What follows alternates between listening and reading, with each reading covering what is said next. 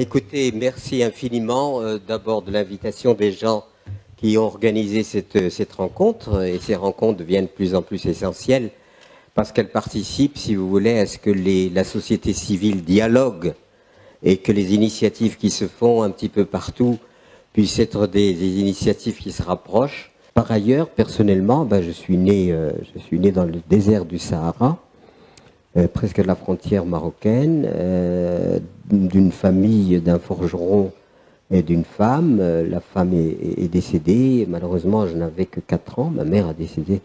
Je n'avais que 4 ans. Et mon père, forgeron, m'a confié aux Européens qui venaient de s'installer pour pouvoir exploiter le charbon de notre pays. Et c'est comme ça que je suis passé, presque sans transition, d'une culture à une autre. Et du coup, avec les contradictions que représentent les cultures. Où d'un côté, on me dit les valeurs, c'est celle-là, de l'autre côté, on dit les valeurs sont le contraire. Les uns croient en un Dieu, en 3 personnes, les autres croient en Dieu unique.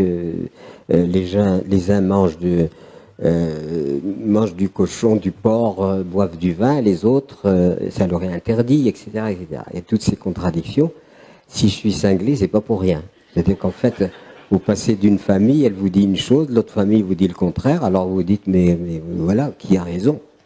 Alors à la fois c'est déconcertant, mais à la fois ça aide un peu à essayer d'amener un jugement sur les valeurs sociales, sur la façon dont s'organisent les humains dans leurs contradictions.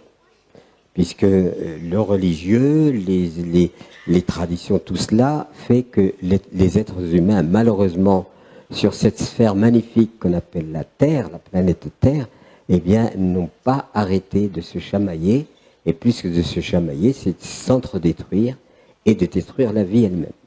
Donc nous sommes là dans un dilemme terrible. Pourquoi est-ce que les êtres humains se détruisent entre eux? Pourquoi est-ce que les êtres humains détruisent la vie et la nature?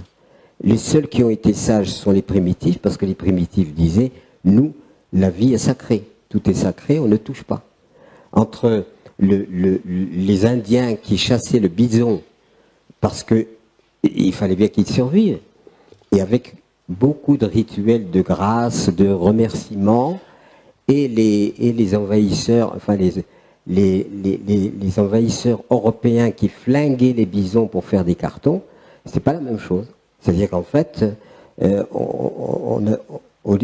les primitifs restaient dans ce caractère sacré des choses, rien ne m'est dû. Moi, j'ai affiché dans ma chambre le discours du chef indien Seattle, je vous recommande de l'avoir, qui dit les Américains, une fois qu'ils les ont massacrés en grande partie, qu'ils leur ont confisqué leur territoire, etc., leur dit, voilà, on voudrait acheter vos terres, parce qu'il y avait des choses intéressantes sur ces terres, on voudrait vous les acheter. Et le discours de ce chef indien, c'est de dire, mais comment voulez-vous qu'on vous vende la terre? Parce que la terre ne nous appartient pas, c'est nous qui appartenons à la terre, c'est pas la terre qui nous appartient. Et à partir de ce moment-là, comment voulez-vous que nous puissions vous vendre ce qui ne nous appartient pas? Et tout le discours est hautement religieux dans le sens spirituel du terme, c'est de la spiritualité pure, où on reconnaît que nous sommes là que provisoirement sur cette planète. Je pense que vous êtes au courant, et puis que tout le monde est convoqué, il n'y a pas de passe-droit.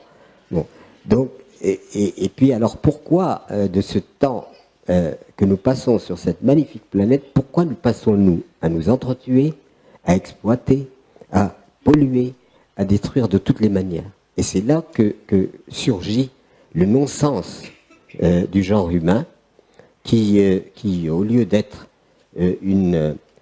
comment dire, on pourrait dire la cerise sur le gâteau d'une création sur une planète unique et absolument extraordinaire, dans un immense désert astral et sidéral infini. Pourquoi cette petite sphère vivante, au lieu d'être considérée à sa juste valeur, aimée, estimée et sauvegardée, et choyée même, je dirais, pourquoi la détruisons-nous?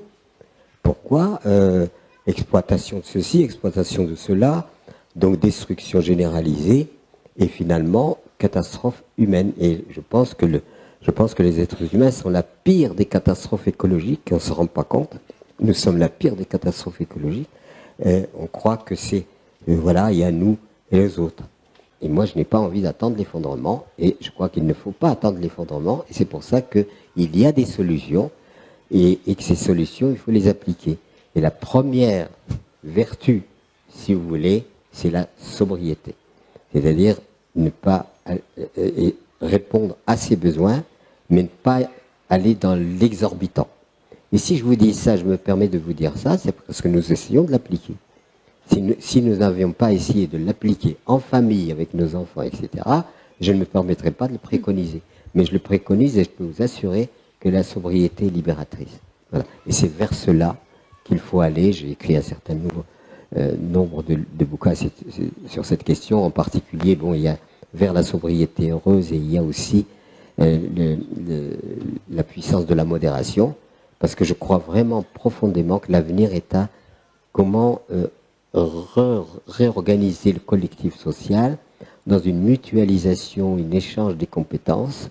Et c'est pour ça que les oasis devraient se développer, parce que c'est le lieu et l'espace dans lequel on peut donner et recevoir, sans pour autant, ça passe par l'argent. Voilà.